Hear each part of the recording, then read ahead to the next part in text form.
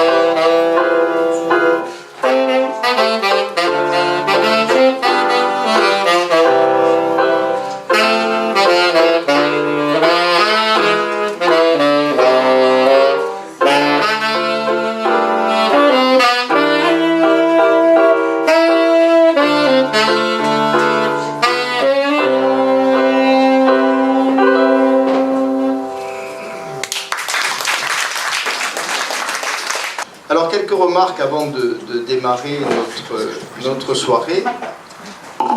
D'abord, pour vous dire que cette année, on a eu quelques ennuis avec des défections qui n'étaient pas du tout de notre ressort. Et ce soir, une nouvelle, bien entendu, c'est au nom du Café Philo, vous me permettrez d'avoir une pensée émue pour notre ami Michel Morin-Bompard, psychanalyste, qui devait animer le Café Philo de ce soir. Elle y tenait beaucoup et elle devait évoquer les artistes sur le divan. Elle a écrit un livre qui est une sorte de psychanalyse des artistes. Elle est malheureusement handicapée par un lourd traitement médical qui l'empêche d'animer cette soirée. Donc on pense bien à elle et on espère qu'on pourra la voir lors d'une de nos prochaines saisons. Ma seconde pensée, c'est de remercier chaleureusement Ji Dong-Ken, qui est à mes côtés, d'avoir accepté au pied levé, parce qu'elle aussi, il n'y a pas très longtemps qu'on l'a prévenue, de remplacer Michel Morin. Alors nous ne changeons pas de thème finalement, même si je n'avais pas placé Ji sur un divan, j'aurais bien aimé, mais il n'y en avait pas à ma disposition à l'auberge provençale. Je vais cependant tenter de mettre au grand jour l'itinéraire d'une artiste et vous m'aiderez, vous aussi, à décrypter les secrets de sa créativité. Et puis, troisième pensée et remerciement, de remercier, je l'ai déjà fait, les deux musiciens du groupe Hashtag, Jacques et Patricia, d'être parmi nous. Quelques annonces rituelles pour démarrer notre soirée. Vous avez trouvé des flyers concernant les agoras d'été. Vous savez qu'on arrête le Café Philo en juillet, en août, et que le relais est pris parce que quelque chose qu'on a créé il y a quelques années, c'est la 3e année, ça marche très bien, c'est sur l'esplanade de Gérard Philippe, on sert du vin rosé qui débloque la parole des uns et des autres. Donc 3 agoras cette année, les 5, 12 et 19 juillet, sur l'esplanade de Gérard Philippe à partir de 19h. Et cette année, on a choisi un thème qui est le progrès, parce qu'on se pose beaucoup de questions sur le progrès, où en sommes-nous sur le progrès. Donc il y aura 3 séances. J'animerai la première et la 3e. La première, ce sera une brève histoire du progrès. La dernière, ce sera progrès et dignité. Et entre les deux, le 12 juillet, j'ai convié une ancienne étudiante qui est professeure de philosophie, Sabrina Cochin, une très très brillante jeune femme, à nous parler de la technique et du progrès humain. Voilà, donc 3 belles soirées. Cochez ça sur vos agendas, les 5, 12 et 19. On vous a coché également les programmes des Nuits du Mât, qui sont très très beaux, 4 mardis successifs, les 3, 10, 17 et 24 juillet, dans le cadre merveilleux des Nuits du Mât. J'aimerais un peu moins de bruit à gauche, s'il vous plaît, ça serait bien. Et enfin, dernière annonce, une de nos amies m'a chargé de vous informer que le 23 juillet, au Pradé, au parc Cravero, il y aura Franz-Olivier Gisbert et Boris Cyrulnik qui seront interviewés par Laurence Vanin. Donc c'est une soirée intéressante. 23 juillet à 18h30 dans le parc Cravero, dans les jardins du parc Cravero au Pradé. Donc je pense que c'est aussi un événement à ne pas manquer. Et puis le dernière annonce rituelle de chaque mois, vous savez qu'au terme de notre soirée, on a un dîner à l'auberge provençale, tout à fait facultatif mais très agréable. Ji restera parmi nous et on pourra évidemment continuer à discuter avec elle. Le menu qui nous attend tout à l'heure, tomates, mozzarella au basilic, pièce de bœuf avec ses coquillettes, dessert, café et vin incompris au prix de 25 €. Donc à la fin de l'exposé et avant le débat avec chacun d'entre vous, on demandera à ceux qui veulent dîner tout à l'heure avec nous de lever le doigt pour qu'on puisse prévenir les cuisines de l'auberge provençale. Voilà, je crois que j'ai à peu près tout dit. Alors avant d'entamer le débat avec Ji, en la remerciant encore une nouvelle fois vraiment d'être parmi nous, elle a amené 2 de ses œuvres qu'on va peut-être commenter tout à l'heure.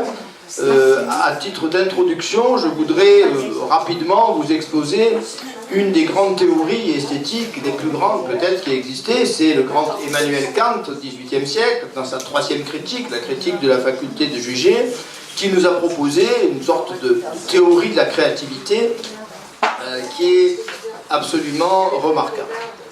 L'idée de Kant appelle ça le génie, mais bon, derrière le terme génie, il faut simplement retenir l'idée de créativité et de nouveauté dans l'histoire de l'art.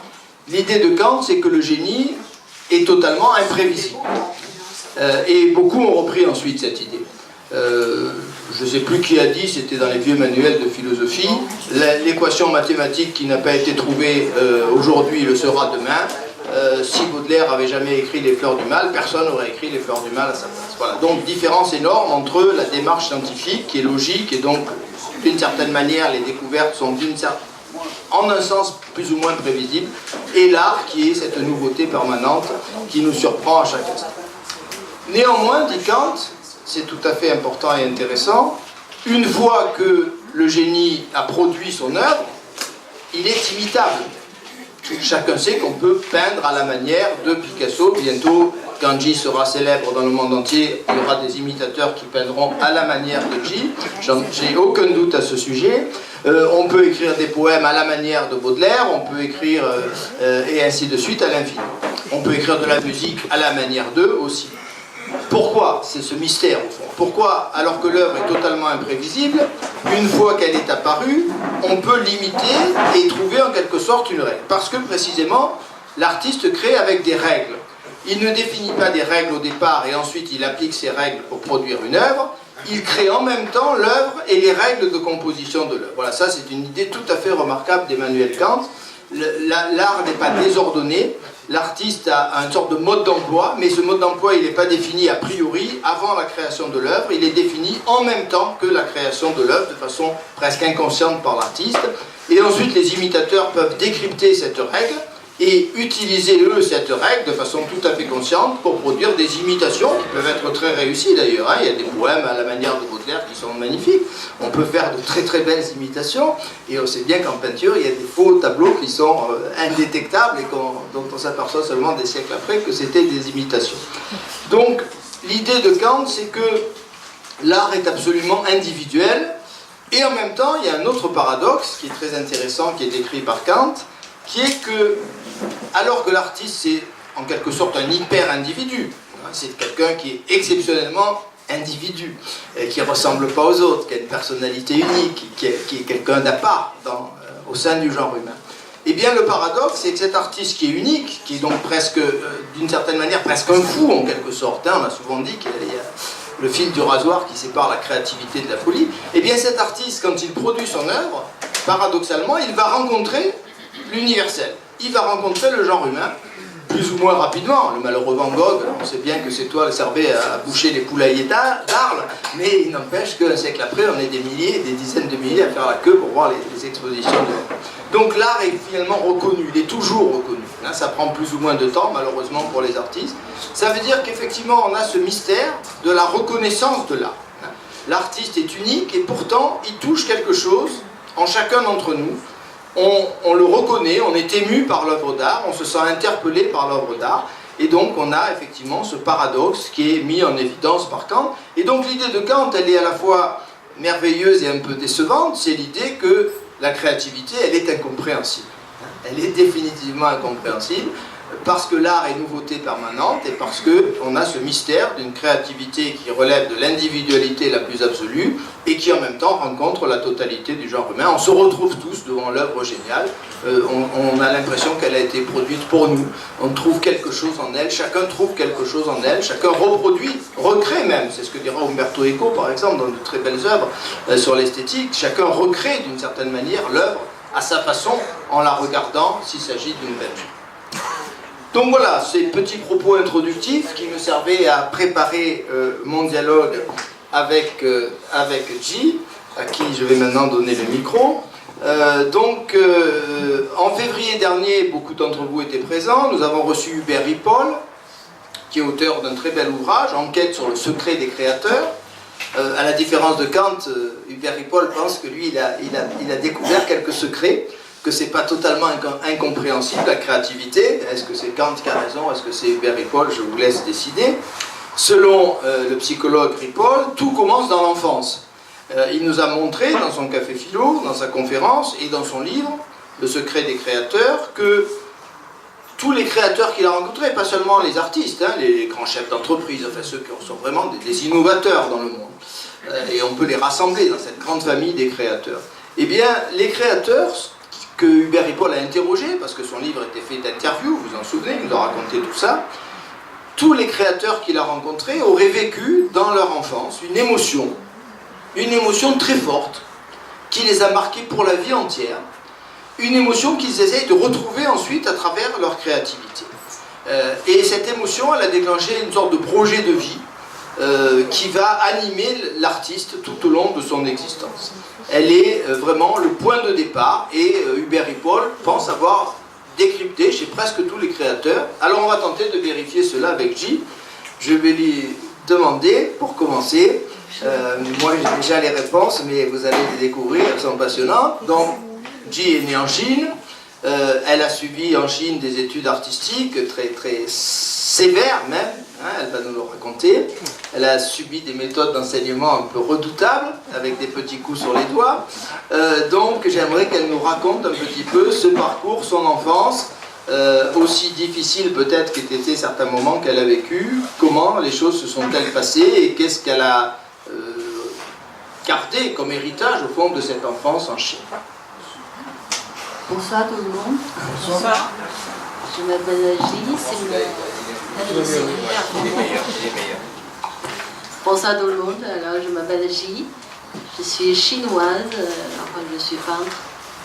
Et c'est quoi ta question? La formation en Chine. Ah oui. Alors j'ai commencé, bon, pourquoi la peinture? Parce que j'ai commencé, j'ai grandi dans une famille militaire avec un grand-père qui a fait l'armée rouge, qui a fait la guerre avec Monsieur Mao. Donc il était colonel, non, encore plus grand, c'est un général. Alors, mais en même temps, c'est un artiste. Alors, donc, il a un nom artiste. Et il faisait calligraphie et la peinture chinoise. Alors, quand j'avais 4 ans, il m'a demandé de s'asseoir là, alors de ne pas bouger pendant des heures. C'est ce que pour commencer. Et après, donc, l'enseignement de mon grand-père pour calligraphie, alors ça commence là. Oui, c'était très sévère et c'est quasiment militaire, on peut dire. Et c'est comme ça que j'ai appris calligraphie et la peinture chinoise avec mon grand-père. Alors, je vous raconte un peu mon nom Zong, c'est mon nom de jeune fille. En fait, c'est pas le vrai nom de mon grand-père. Le nom de mon grand-père, c'est Ni, c'est Anne-I. Mais il n'a pas nous donné son vrai nom, il nous a donné son nom artiste. Son nom artiste. Comme quoi, il y a un sens. Et après, j'ai toujours fait des dessins. J'ai l'impression que je n'avais pas le choix. J'ai commencé là, j'ai fait des études, j'ai fait 8 ans de beaux-arts en Chine. Pour un moment, quand j'ai eu mon diplôme, même bien avant d'avoir mon diplôme, je me suis dit c'est bien d'être discipliné, c'est bien d'être sage, de répondre à tous ces ordres, bien dessiner. Mais il manque quelque chose, en tout cas il manque quelque chose pour moi. Donc, ce que j'ai envie, c'est sortir de la Chine, de regarder un peu ailleurs, de chercher ce côté de la liberté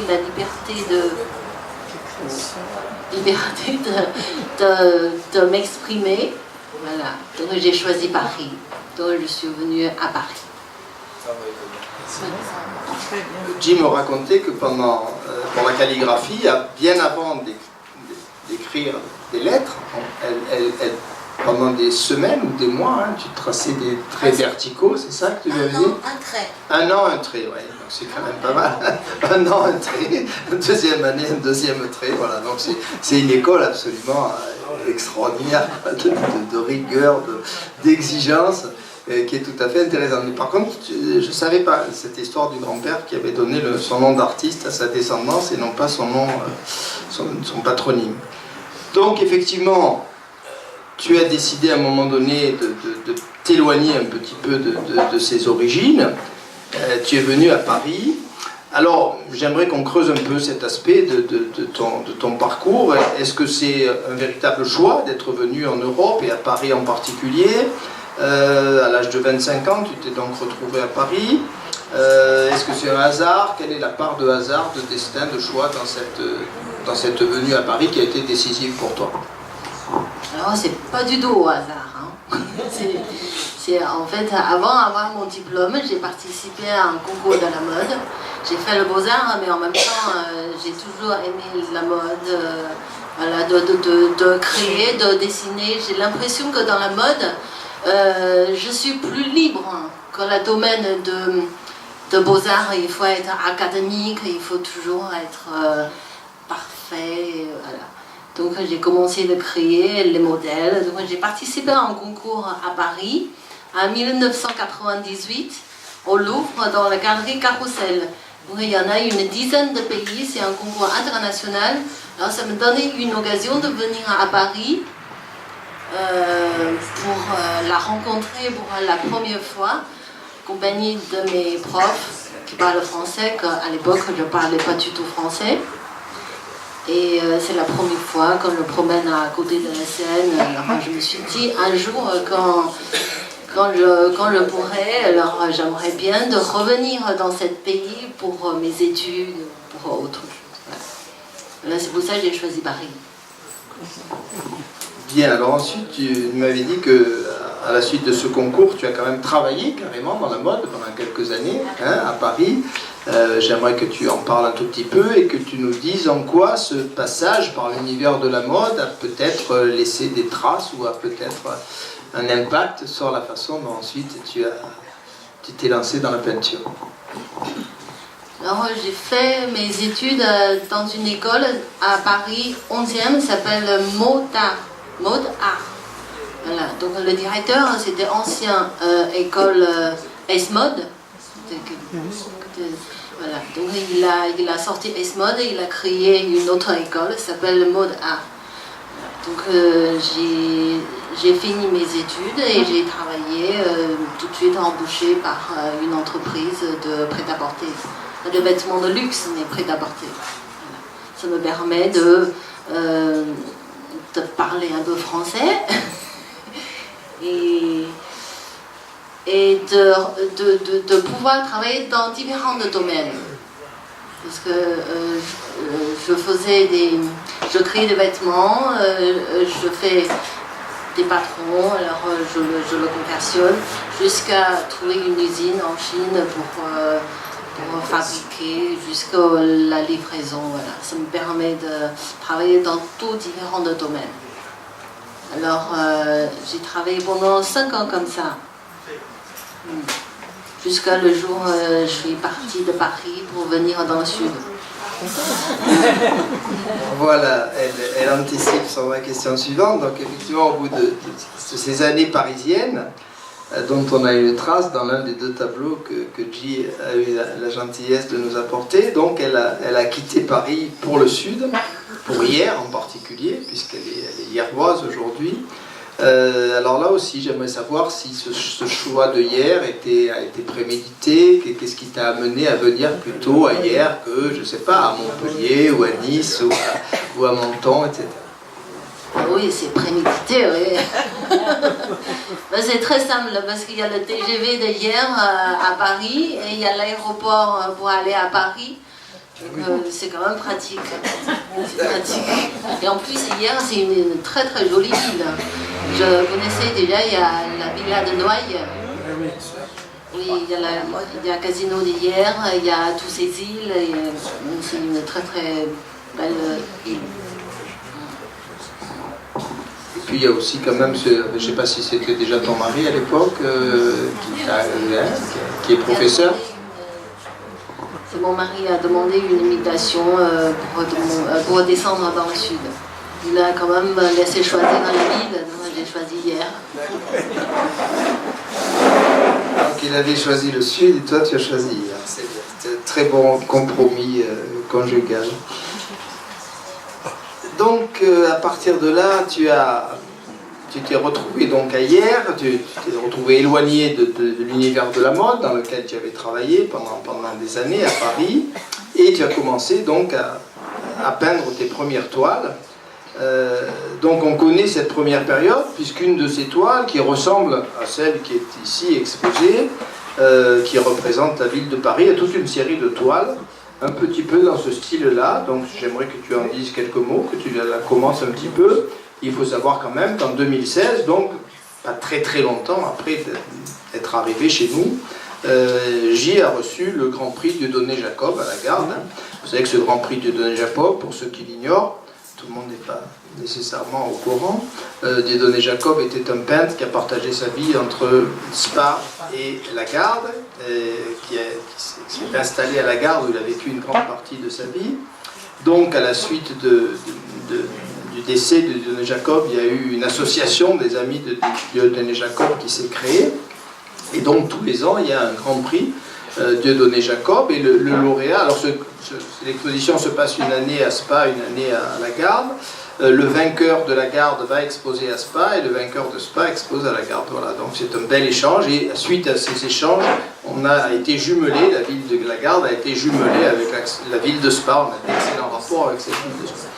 Donc 2016, le Grand Prix Dieudonné Jacob. Alors ces toiles de Paris, tu me le disais, j'aimerais que tu me le confirmes, elles sont empreintes peut-être d'un petit peu de nostalgie, parce que tu as aimé ta vie parisienne quand même. Donc ça a été une façon de tourner la page pour toi, de mettre Paris sur la toile.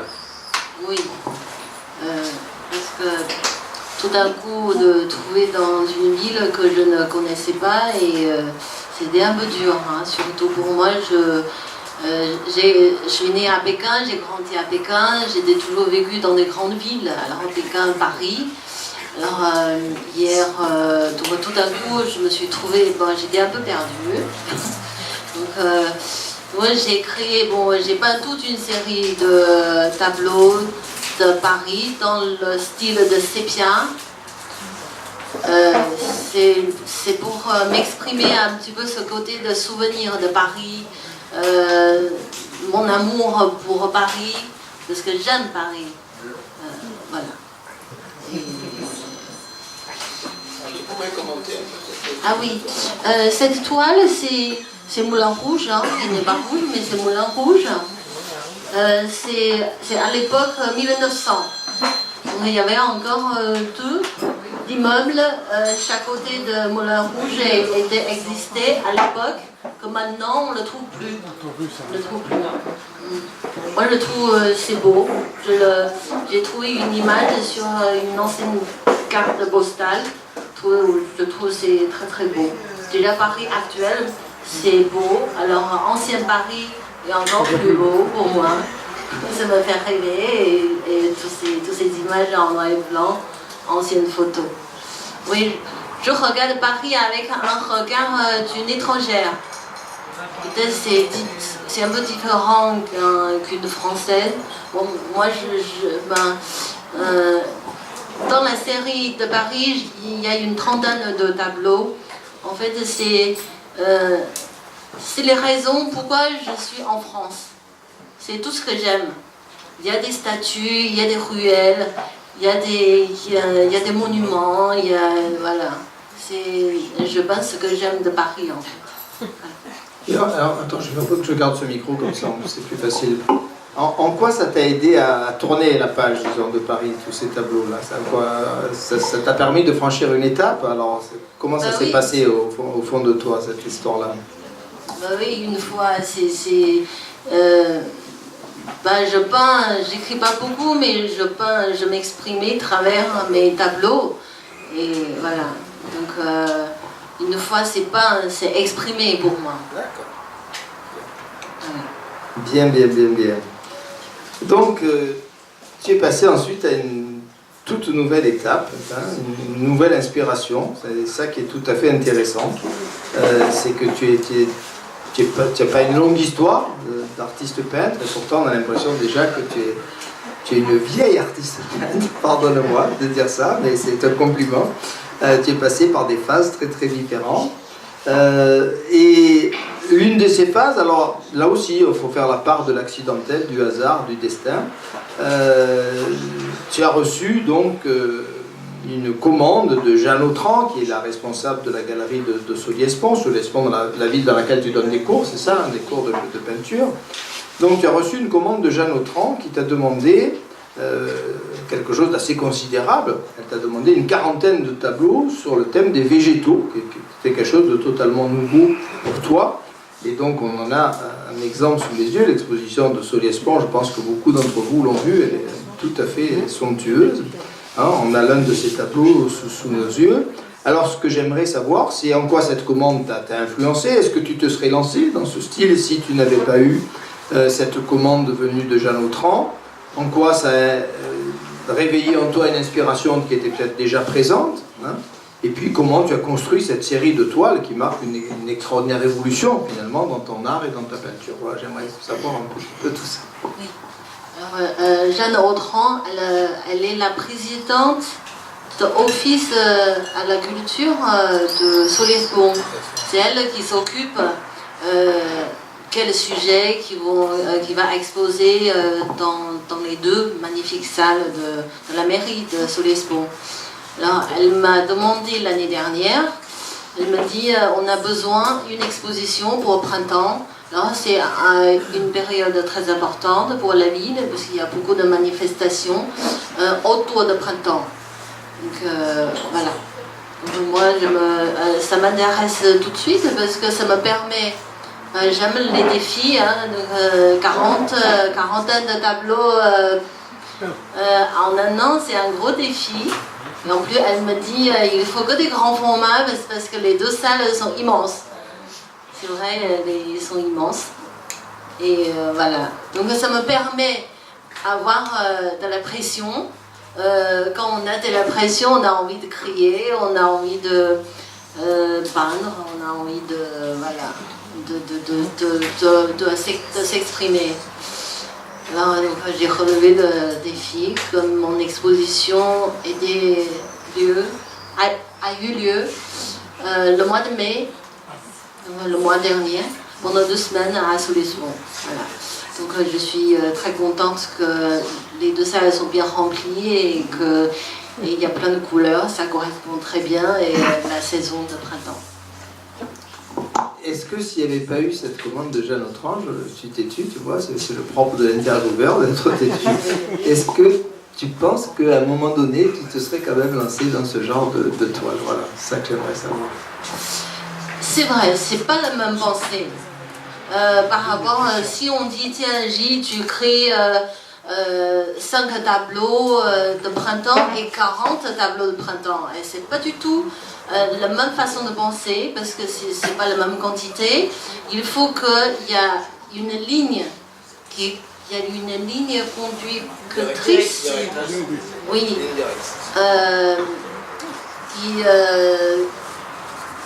qui tient la route sur ces 40 toiles. Voilà. Donc je suis très contente d'avoir cette occasion de créer autant de tableaux parce que ça m'a fait travailler, ça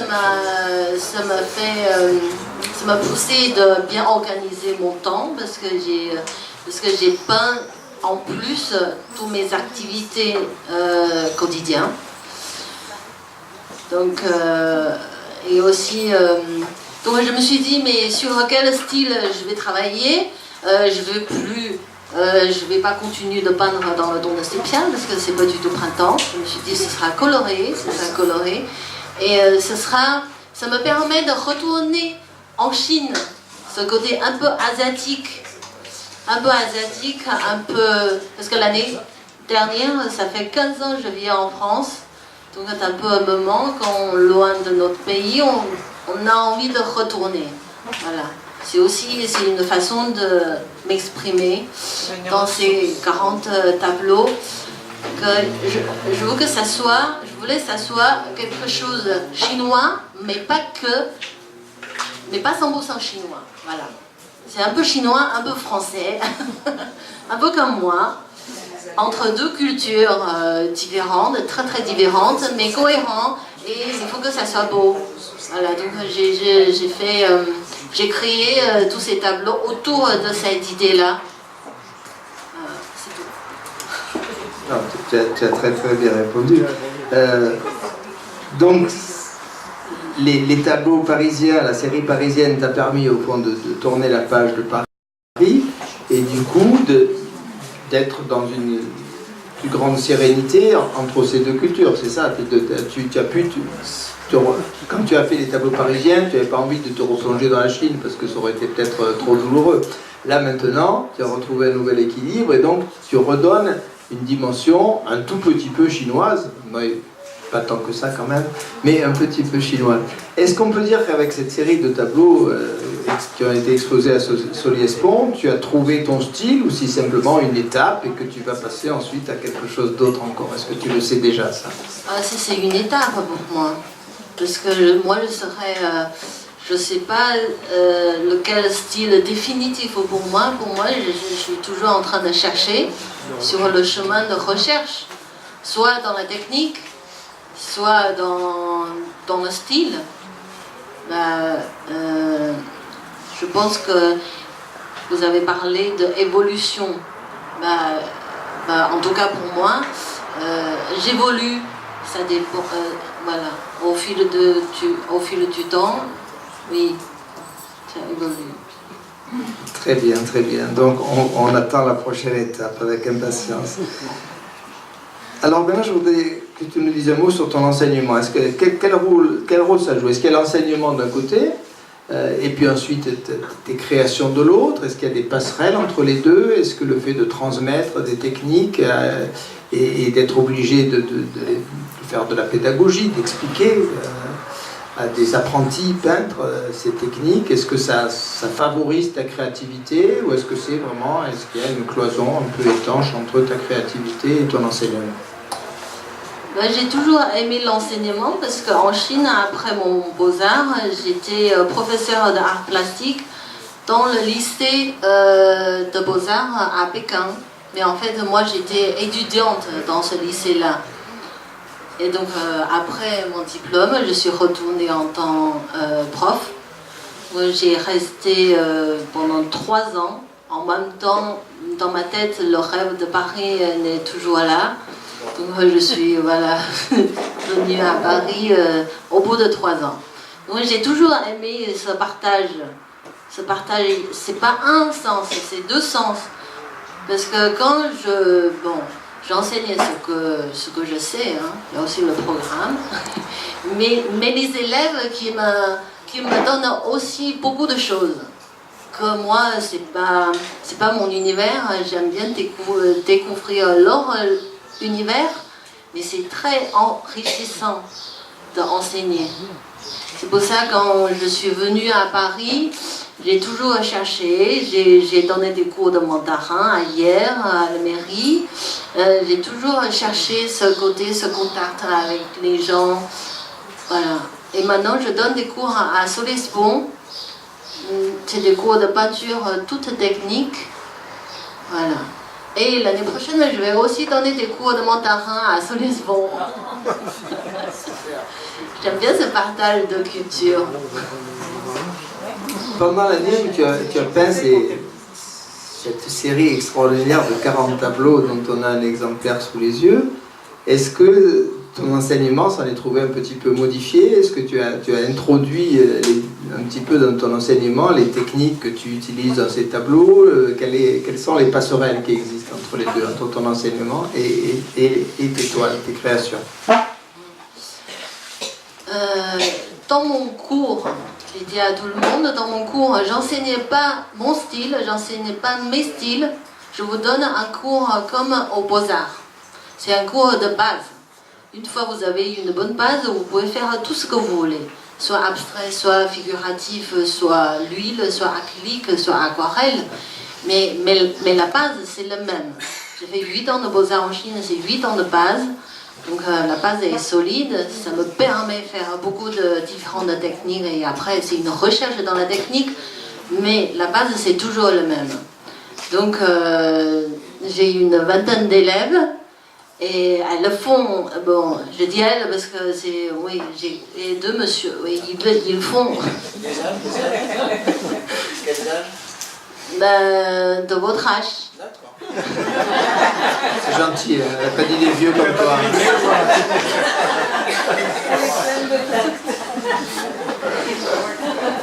Et voilà, donc j'ai 21 élèves, ils le font tous des choses différentes, mais c'est merveilleux ça, moi je trouve ça c'est très bien, chacun a leur univers, je suis là simplement pour les accompagner dans leur projet, chacun a leur projet, et chaque année j'expose mes élèves au château de Soliespont. On vient de terminer une exposition de fin d'année. Ce qui est bien, c'est qu'on rentre dans cette salle, il y a tout un univers très différent, mais c'est beau. c'est ce que je voulais, c'est ce que je voulais. Je voulais pas que tout le monde peigne comme moi, que tout le monde, voilà, il ne faut pas que ce soit uniforme. Oui. Et en plus, pour te confirmer. Et en plus, l'enseignement, ce qui est bien, c'est ça me confirme ce que j'ai appris et ce que je sais faire. Parce que quand on sait faire quelque chose, quand je prends un pinceau, je peins comme ça, je peins très vite, je réfléchis pas, il y a beaucoup de choses, je réfléchis plus, ça devient une habitude. Mais quand on enseigne, on est obligé de les décortiquer, décortiquer, d'expliquer. Donc ça me permet de me confirmer ce que j'ai fait moi, que je n'y pense pas en fait. Donc c'est très bien, même pour moi c'est quelque chose de très, comment dire, enrichissant. Voilà. C'est tout à fait intéressant ce que tu dis. Moi, je crois que c'est vrai dans tous les domaines. Moi, j'ai énormément appris en enseignant la philosophie. Et j'ai beaucoup d'idées qui me sont venues en faisant mes cours. Parce que c'est vrai qu'en dialoguant, il se passe quelque chose. Et qu'il y a un acte, pour moi, c'est l'acte de penser. Et toi, c'est l'acte de peindre. Ben, il devient presque un peu trop automatique. Et quand on le transmet, on l'apprend, ben, du coup, on est obligé de réfléchir un petit peu à ce qu'on fait et on franchit des étapes. Alors on va parler un peu technique effectivement maintenant. J'aimerais qu'on parle un peu technique avec ce tableau là, donc qui fait partie de cette série exposée à Soliespont. Alors je sais que tu utilises des pigments, enfin tu as une méthode qui est très très particulière et qui est très exigeante, donc j'aimerais que tu nous commentes un petit peu ce tableau en évoquant les techniques que tu utilises pour faire ce genre de toile. Oui. Les deux tableaux sont très différents, hein, mais il y a des points communs. Les deux sont un travail de pigment. Ça veut dire, pigment, c'est en poudre. C'est la base de toutes les peintures, soit l'huile, soit aquarelle, soit acrylique. C'est la base de la peinture. Et après, selon les liants. Alors, peinture à l'huile, c'est l'huile de lin. Acrylique, c'est liant acrylique. Aquarelle, c'est comme de lac. Donc, ça dépend de liant. Alors, sur le thème de Paris, j'ai utilisé le cire d'abeille et des pigments. Voilà, cire d'abeille et des pigments. Ça s'appelle le langaustique.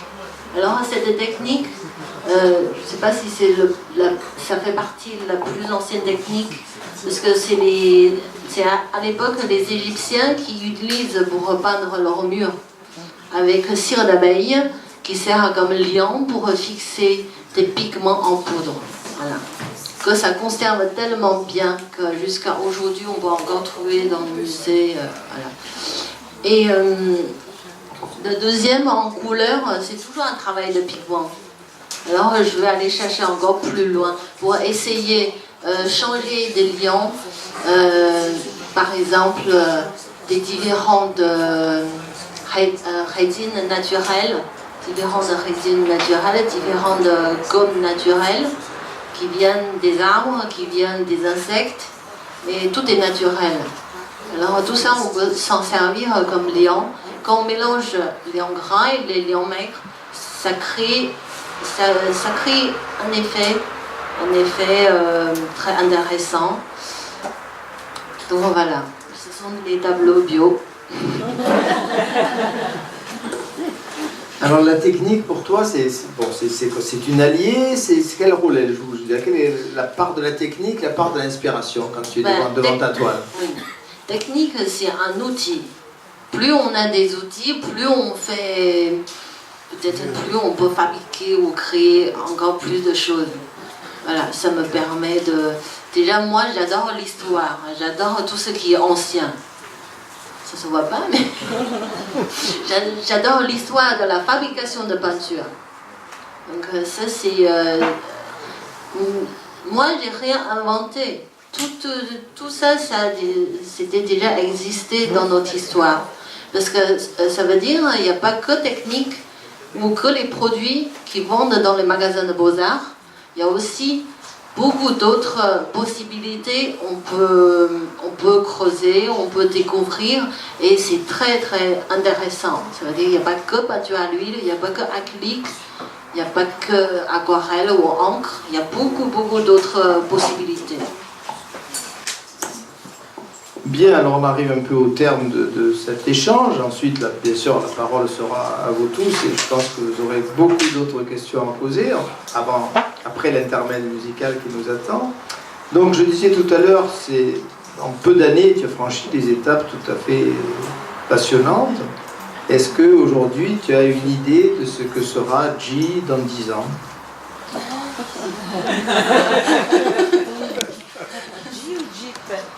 J'aurai plein de cheveux blancs. Hein.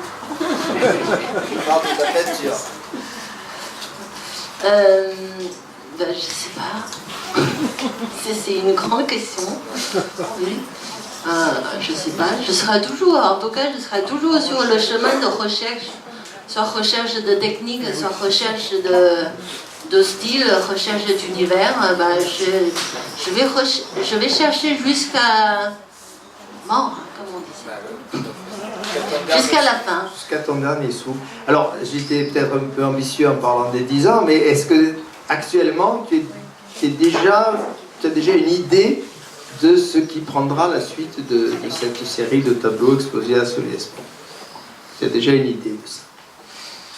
Ça, c'est une étape. La prochaine fois, j'ai déjà un projet. J'ai déjà même plusieurs projets. Oui. Et j'aimerais bien faire une grande exposition en Chine, à Pékin, dans mon pays. Parce que dans mon Beaux-Arts, dans mon ancien Beaux-Arts, il y a une salle magnifique. Et encore plus grande que Solliès-Pont. J'aimerais bien remplir cette salle, retourner dans mon Beaux-Arts, montrer à mes profs. À l'époque, ils sont exigeantes et comme tout, que j'étais toujours très rebelle à l'époque, de leur montrer que, voilà, après des années... Oui, ça oui, toujours. Bon élève mais rebelle. C'est pas incompatible. Oui, de leur montrer que après des années de vie en France, ça m'a quand même voilà, rajouté beaucoup de belles choses encore sur cette base solide et militaire. Bien, J, elle avait peur qu'on ne la comprenne pas alors qu'elle a un français absolument extraordinaire. On peut l'applaudir très très fort, vraiment.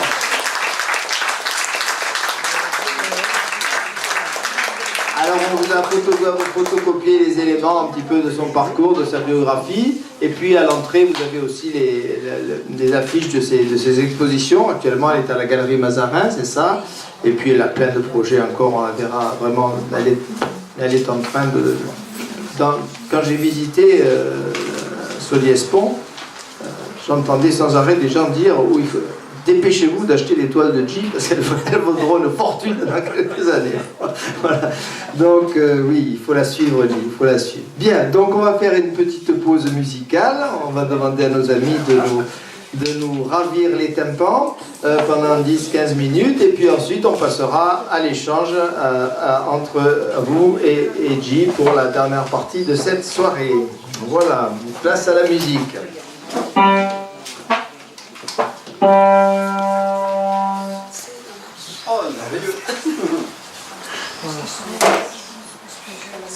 Qu'est-ce que vous avez été attentif. C'est impressionnant. Bon, on va vous décontracter un peu là. On va partir un peu dans les îles. Très bien. Avec une calypso. Oui, je ne faisais pas trop.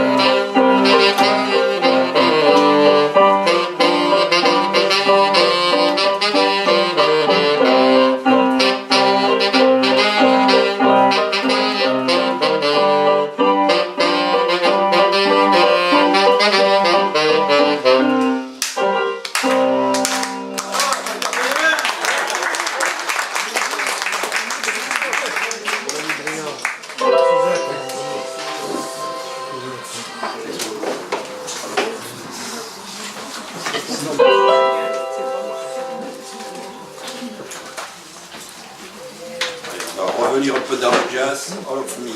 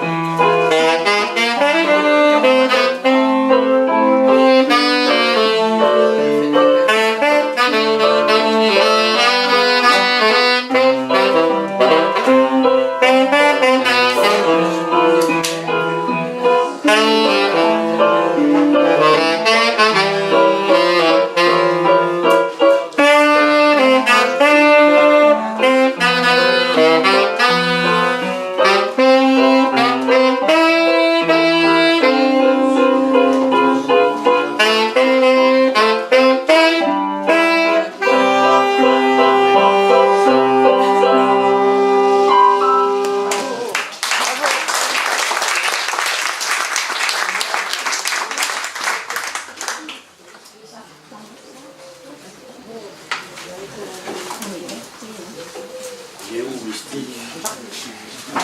Le gris cassé. Ah non.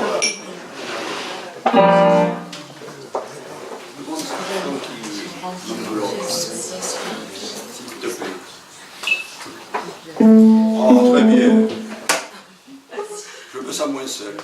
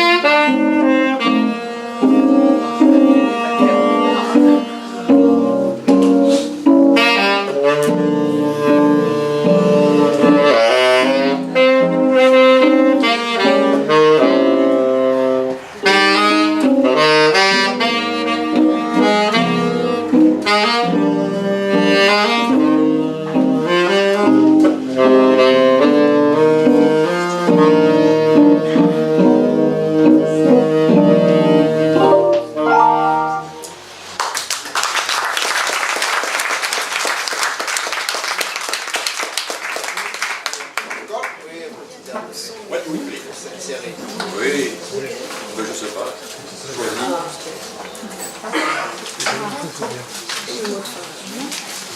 Et l'autre. C'est grand.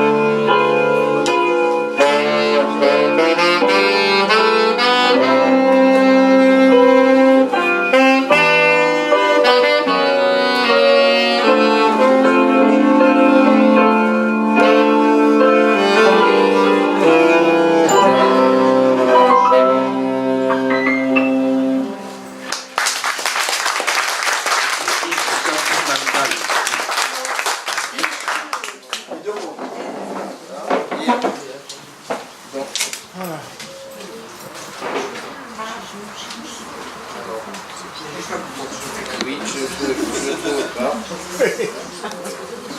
Il est là. Je suis totalement Donc, merci à nos amis musiciens, on les réentendra en fin de séance. Alors, avant de démarrer notre débat, comme chaque mois, on va vous demander, Brigitte va vous dénombrer, combien parmi vous veulent rester dîner tout à l'heure avec Guy, bien sûr, à l'auberge provençale, suivant le menu que j'ai indiqué tout à l'heure. Donc, merci de bien vouloir lever le doigt, de laisser la main levée quelques instants pour qu'on puisse vous dénombrer. Merci. C'est facile à compter. C'est facile à compter. Alors, c'est magnifique. C'est bon? Le compte est bon? Bien. Christian, tu vas distribuer le micro? Hein? Voilà.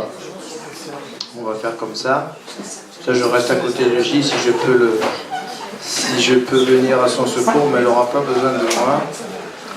Donc voilà, la parole est à vous. J'ai essayé de l'interroger en lui donnant, oui monsieur, on va venir tout de suite vers vous. Voilà, tu as déjà une question là. Et puis, la parole est à vous. Donc n'hésitez pas à réagir par rapport à tout ce qui a été dit, et puis peut-être à pousser J encore dans ses derniers retranchements.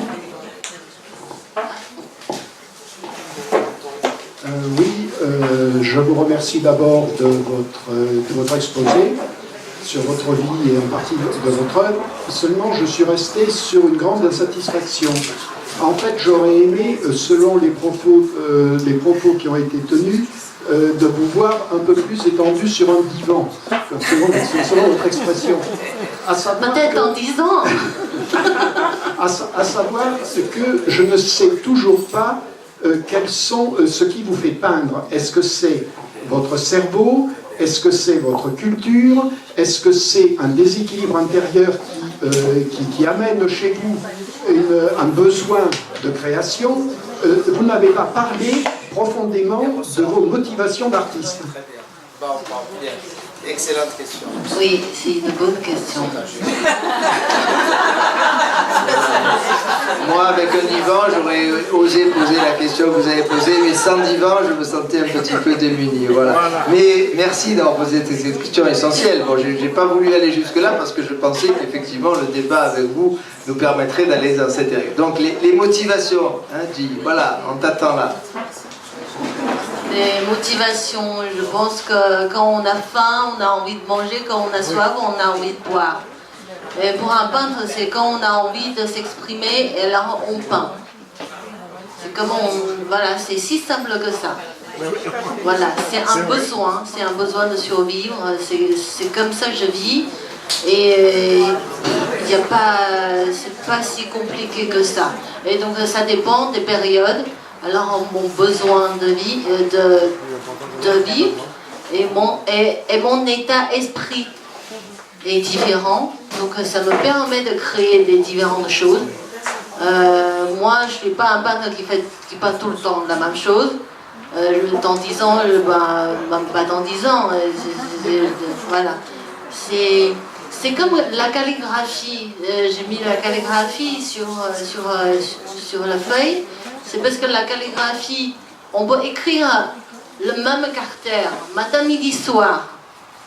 On peut déjà écrire 1000 fois, 10 000 fois. Mais matin, midi, soir, on n'écrit pas la même façon. Parce qu'on est dans 3 états différents, 3 états d'esprit différents. Donc on fait des différentes choses, c'est tout à fait normal pour moi. Voilà. C'est le contraire, si on fait tout le temps la même chose, ça c'est pas normal pour moi. Voilà, c'est si simple. Alors je vais prolonger un petit peu ce que tu as dit. Peut-être que mon livre préféré sur l'art, c'est le livre de Kandinsky, que vous connaissez sans doute, qui s'appelle Du spirituel dans l'art. Il m'est arrivé de l'utiliser dans certaines conférences. Et Kandinsky a une formule magnifique. Il parle de ce qu'il appelle la nécessité intérieure. La nécessité intérieure. Le véritable artiste, il est animé par quelque chose d'irrésistible en lui.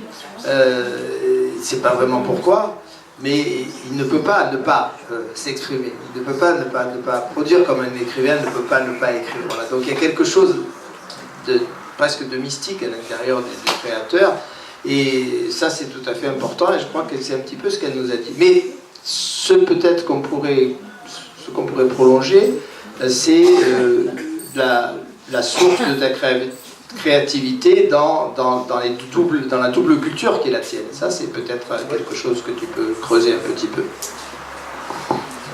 Oui, parce que là, ça fait 16 ans que je vis en France.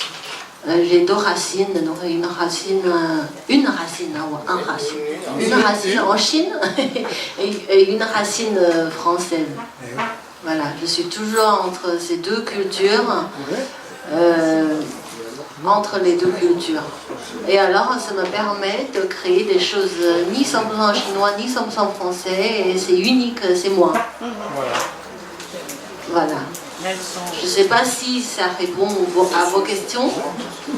Oui, vous n'êtes pas satisfaite. J'ai besoin d'un divan. Pourquoi, par exemple, sur Paris, votre œuvre que vous avez prise à partir, je pense, d'une photo d'époque, il n'y a pas de personnage, c'est une ville qui n'est pas animée selon les... Ah non, c'est pas... Pourquoi ce vide? Est-ce que c'est un parti pris ou est-ce que ça correspond à un état d'esprit? Alors, il n'y a pas de gens qui marchent, c'est tout à fait normal parce que j'avais pas envie de le peindre les gens. J'avais pas envie de le peindre. J'avais envie que peindre ancien Moulin Rouge, que maintenant ce n'est plus comme ça. Quand la première fois je vois cette carte, je me suis dit, le Moulin Rouge... il était beaucoup, pour moi, il était beaucoup plus beau que, maintenant il est beau, hein, mais il était encore plus merveilleux à l'époque. Mais c'est ça que j'ai envie de peindre. C'est pas combien de gens qui marchent, comment ils s'habillent, c'est pas ça qui m'intéresse. C'est l'immeuble qui m'intéresse. Oui. Voilà. Voilà, alors d'abord je vous remercie pour cette belle conférence et ce que j'ai découvert avec vous. Mais alors c'est dans le prolongement de ce que disait monsieur, quand vous avez dit la commande de 40 tableaux m'a mis la pression. Alors je me suis demandé si c'était le même type de pression qu'avait exercé votre grand-père quand vous étiez petite et qu'il vous obligeait à rester des heures, à faire ça. Oui. Est-ce que c'était la même émotion ou bien, voilà, est-ce que vous devez ça à votre grand-père finalement? Oui, voilà. Mais j'avoue qu'il y a une différence, je dis oui à Madame Autran parce que j'avais un choix entre non et oui. Mais je ne peux pas dire non à mon grand-père parce que j'avais pas le choix. Mais par contre, s'il n'y avait pas mon grand-père qui m'a appris d'être disciplinée, d'être sérieuse dans mon travail, peut-être j'aurais pas, même Madame Autran qui n'aurait pas me demandé d'exposer, faire une exposition comme ça. Et j'aurais jamais ce courage de dire oui. Parce que quand même, c'est un très très gros travail et il faut assumer à la fin, il ne faut pas, voilà. Sinon c'est pas la honte. C'est-à-dire que votre grand-père vous a appris la discipline en fait, nécessaire pour avancer. Il faut de la discipline. Oui, voilà. C'est aussi pour me montrer que dans l'art, c'est d'abord cette discipline et le respect pour cette matière. Donc il faut être très sage, voilà, il faut respecter beaucoup de codes, il y a beaucoup de codes. Et maintenant, même j'écris beaucoup calligraphie chinoise, ça me permet de me retrouver moi-même dans l'état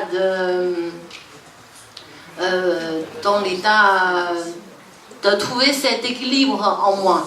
D'oublier tout ce qui se passait quotidiennement, tous ces bruits, tous ces soucis quotidiens. Ça me permet... C'est une sorte d'imitation, méditation. Voilà, parce qu'on ne peut pas tricher avec calligraphie. On ne peut pas tricher, mais avec la peinture, on peut encore, hein, parce qu'on peut copier, on peut... Voilà. Mais dans la calligraphie, quand on prend le pinceau, c'est directement, ça lie avec directement nos cœurs. Je ne peux pas faire semblant de quelque chose. Parce que tout de suite, vous avez la main qui tremble, tout de suite, ça coince. Pour que ça soit fluide, il faut être soi-même. Donc ça me permet, je pense que si si j'ai pas commencé avec mon grand-père, avec sa discipline quasiment militaire, j'aurais pas trouvé cet état d'équilibre pour pouvoir peindre. Oui, merci. Je voudrais juste rajouter quelque chose. D'abord, à la Gab, nous avons la chance d'avoir quelqu'un qui fait des belles calligraphies. Je n'ai pas son nom dans la tête, mais enfin, tout le monde le connaît. Voilà.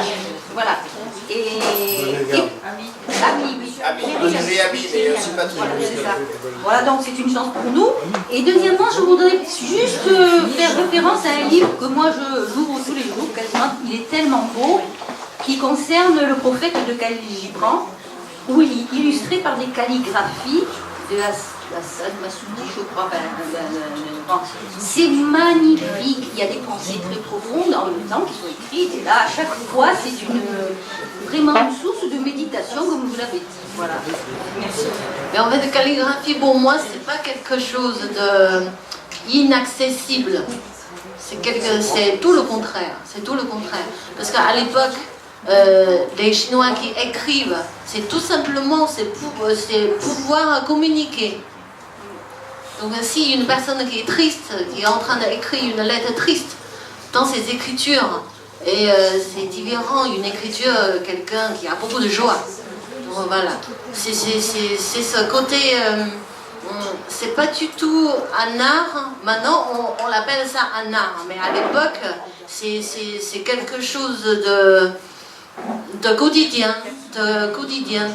et pour moi c'est quelque chose de quotidien aussi, parce que j'écris n'importe où, j'écris sur les papiers d'emballage, des cartons d'emballage, j'écris un rétroverso sur des surfaces imprimées.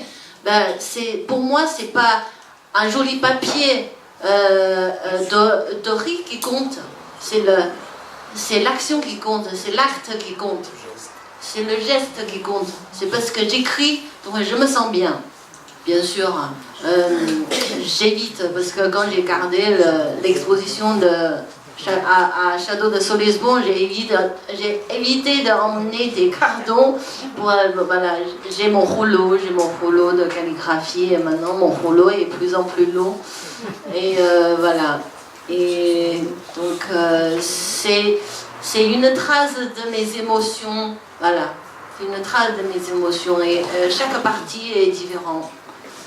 Merci.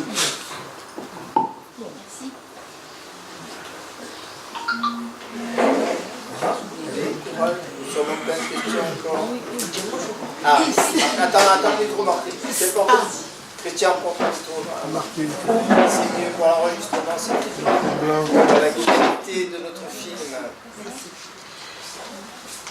Tu as quand même un don. Si tu n'avais pas eu de don, ton grand-père, qu'est-ce qu'il aurait pu faire? Parce qu'il t'a obligé au départ. Mais ça a donné un résultat. Mais ça a donné un résultat parce que derrière, il y avait toi. Il a gagné l'auto. Oui. Voilà. Non, si tu n'avais pas été doué... Le micro devant la bouche. Si tu n'avais pas été doué, qu'est-ce qu'il aurait fait? Il sera très déçu d'avance. Ouais, mais il a une chance insolente. Non, j'ai pas trop pensé ça. J'ai toujours essayé de bien travailler, de satisfaire mes grands-parents, mes parents, mes profs. Et d'un moment, j'ai envie de s'envoler de la Chine. Et j'ai essayé de faire mon maximum. Je sais pas si c'est doué ou pas doué. Mais en tout cas, j'ai beaucoup fait. J'ai beaucoup écrit, j'ai beaucoup dessiné. Voilà. Et doué, je pense que c'est ce que j'ai dit à mes élèves. Je leur redis parce que le premier cours, c'est difficile parce qu'il y en a beaucoup, ils me disent je n'ai jamais peint, je ne suis pas douée, j'ai pas votre niveau. Je lui ai dit ça c'est déjà un obstacle dans la tête. Donc le plus important c'est de le faire. C'est de prendre du plaisir à faire. Oui, voilà, c'est de le faire. Mais si tu n'avais pas aimé peindre, qu'est-ce que tu serais devenue? Je serai comptable comme ma mère qui souhaitait. Voilà. Non mais tu as été destinée à être artiste. Non, en fait, c'est un peu plus compliqué que ça, c'est une bonne question. Je pense que j'ai eu l'occasion de choisir moi-même, parce que à l'époque de collège au lycée, mon père était très très malade, donc ma mère ne pouvait pas être là de m'aider, de choisir sur le chemin, sur mon futur métier. Voilà, donc moi je me suis trouvée dans une situation que je dois choisir, mais mes parents ne sont pas là. Donc je suis à libre de choix, donc il y a plein de possibilités. Donc je me suis dit, mais par contre à l'époque, ma mère qui m'a toujours empêché de peindre, qui m'a dit que si tu passes beaucoup de temps pour peindre, tu ne vas pas bien travailler, tu ne vas pas rentrer dans l'université, tu n'auras pas un bon travail, tu ne seras jamais comptable. Et voilà. Donc comme je me suis trouvée dans une situation toute seule, donc je me suis fait plaisir, donc j'ai choisi le lycée de Beaux-Arts. Alors ma mère, il m'a dit, quand j'ai annoncé ma mère, c'était très très dur. Donc ma mère, elle m'a dit, bon, tu vas trouver dans la réalité tout de suite, parce qu'il y a encore le concours de dessin, de peinture, parce que c'est très sélectionné pour rentrer dans ce lycée. Donc pour elle, c'est tu vas échouer, tu vas réveiller tout de suite. Et donc j'ai réussi ce concours. Comme quoi j'ai montré à ma mère que c'est vraiment, voilà, c'est possible et que, voilà. Voilà. Donc, et après ça devient tout naturel et elle me comprend. Heureusement.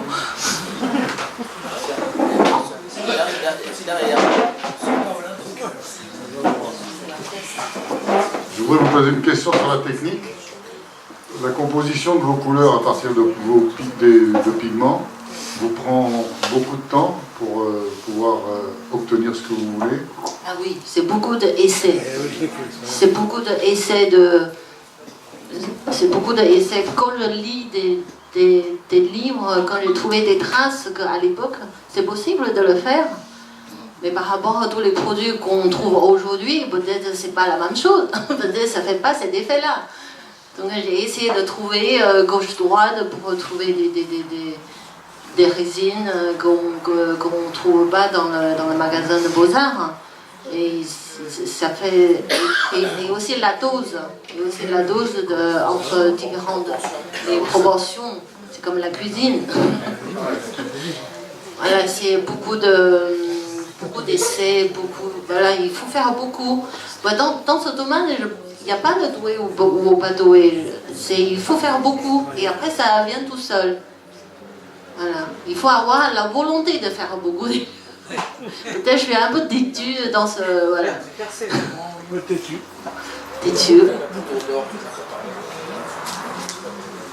Ah oui, il y a aussi des pigments dorés, oui.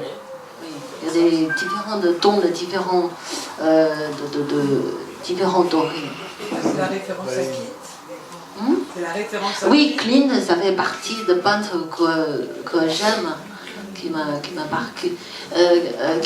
marqué parce qu'il a fait des tableaux d'art déco que j'aime beaucoup, art nouveau, art déco, tous ces styles, j'aime beaucoup. Ce que j'aimerais savoir, enfin, dans la conception, c'est-à-dire quand vous avez commencé ce tableau, bon, certes c'était une commande, vous passez beaucoup de temps à concevoir en dehors du fait de la préparation des pigments et autres. Vous passez du temps à concevoir ou ça vient au fur et à mesure? Vous avez une idée au départ et vous avancez en fonction de votre humeur, de ce que vous êtes. Pardon, je sais pas. Voilà. Moi, c'est ça qui m'intéresserait. Oui. Quand on fait des tableaux de fleurs, en tout cas en Chine, on fait beaucoup de peintures chinoises, thèmes de fleurs. Et chaque fleur, ça signifie quelque chose. Il y a un message, toujours, il y a un message de travers toutes ces fleurs, différentes fleurs. Donc, quand je peins, j'ai essayé de peindre les fleurs, ça signifie quelque chose, pas seulement pour moi, pour une chinoise, et aussi ça signifie quelque chose pour vous, voilà, pour les spectateurs. Et aussi, il y a une chose, c'est ma mère, elle adore des fleurs. Donc chez moi, il y avait toujours beaucoup de fleurs. Donc c'est aussi, il y a des fleurs, ça me ramène dans mon enfance. J'ai des souvenirs de toutes ces fleurs-là. Par exemple, il y a une fleur qui s'appelle Belle de nuit, qui fleurit que dans la nuit, et une seule nuit. Et ça sent très bon, ça sent très bon. Et je le peins, et je peins ce tableau. Et surtout à l'époque, quand ça fleurit, comme ma mère qui me réveillait à minuit, pour se lever, pour admirer cette fleur, en tant une fillette, je ne comprends pas trop, tout ce que j'ai envie c'est dormir. mais ça m'a marqué. Et l'odeur de parfum, ça m'a marqué. Voilà. Je pense que quand on choisit un sujet, c'est un sujet qui nous parle, qui nous ramène dans nos enfances, où voilà, il y a toujours un message derrière. J'ai pas trop de temps, sinon chaque tableau, il y a quelque chose. Il y a une histoire. Excusez-moi, j'ai encore une question à poser. Il y a l'art académique, il y a l'art d'État, finalement, hein, comme vous avez eu chez vous pendant l'époque Mao Zedong. Hein, et depuis le XXe siècle, il y a un art qui s'est libéré avec la photo, hein, qui n'est plus un art figuratif. Bon, ça c'est une chose. Vous avez parlé tout à l'heure de discipline. Moi je pense que le terme discipline s'applique aux arts que je viens d'évoquer. Pour l'art actuel, est-ce qu'il ne faut pas quand même un peu de déraison? Elle dit qu'elle était une rebelle. Hein. Oui, mais je parle un peu de déraison pour atteindre un niveau d'art quand même vraiment supérieur. Je pense pas, je suis capable de résumer l'art général. Art académique, oui, parce qu'au Beaux-Arts, en Chine, c'est académique, c'est vraiment très technique, très codifié, oui. Donc, on a mis ce côté s'exprimer et création à part. On ne fait pas tout ça. On est là, c'est pour côté académique, technique, on a fait beaucoup ça. Et je suis très heureuse de faire ça. Ça me permet d'avoir une bonne base, que je suis à l'aise dans toutes les techniques. C'est pour ça que mon cours s'appelle la peinture toute technique. Parce que j'en pratique toutes les techniques. Même je crée les... Bon, je crée pas les techniques, mais je fais découvrir les anciennes techniques que j'en pratique. Et je trouve que c'est merveilleux. Il y a toutes ces possibilités qui existent. C'est vrai, de cette partie-là, on ne peut pas apprendre à Beaux-Arts. De ce côté de recherche sur d'autres techniques, de pigments et tout ça, voilà.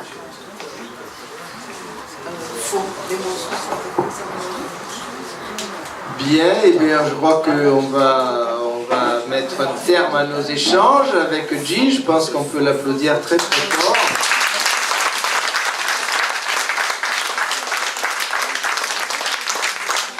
Même sans vivant, on en a beaucoup appris sur elle, je crois, ce soir. Et on va laisser le dernier mot à la musique, bien entendu, pour terminer notre soirée, avant de passer au repas pour ceux qui restent dîner avec vous. Donc la musique a le dernier mot ce soir et c'est bien naturel. Je profite de ce micro pour vous dire qu'on a déjà fixé la première séance de notre saison 2018-2019. Vous savez que une certaine tradition veut que j'anime le premier café philo de l'année, mais là je laisse la place à quelqu'un qui ne pouvait pas être libre à un autre moment, et c'est quand même une personnalité remarquable qu'on avait reçue déjà il y a 2 ans. C'est Eugénie Bastier, la remarquable journaliste du Figaro, qui viendra traiter le 14 septembre la question très dérangeante qui est réactionnaire. Donc ça va chauffer. Hein. Donc vous notez ça sur vos agendas et maintenant place à la musique pour terminer notre soirée. Un très bon été à toutes et à tous. Un peu de cornemuse, juste un petit morceau. Un petit morceau.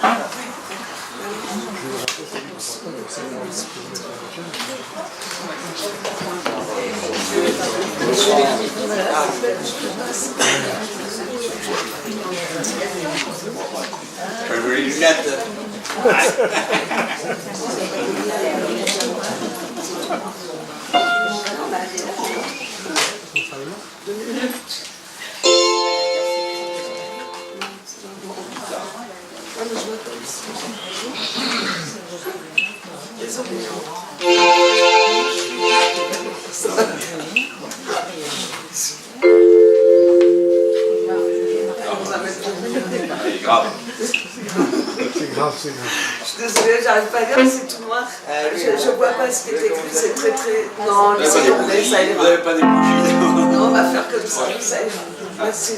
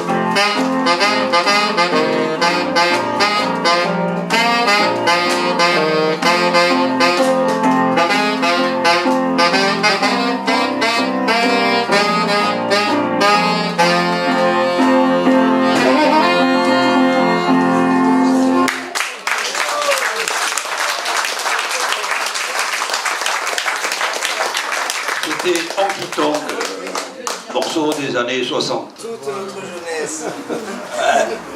Et la nôtre aussi.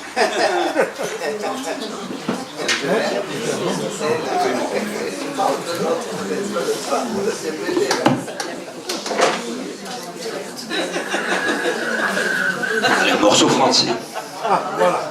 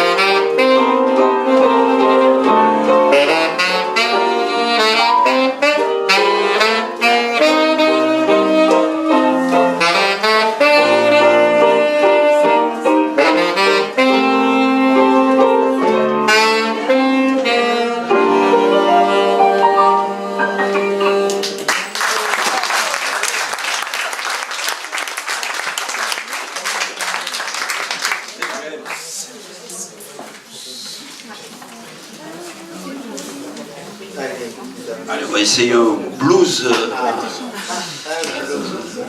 Comment ça s'appelle?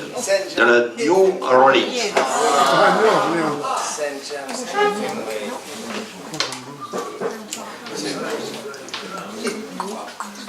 Thank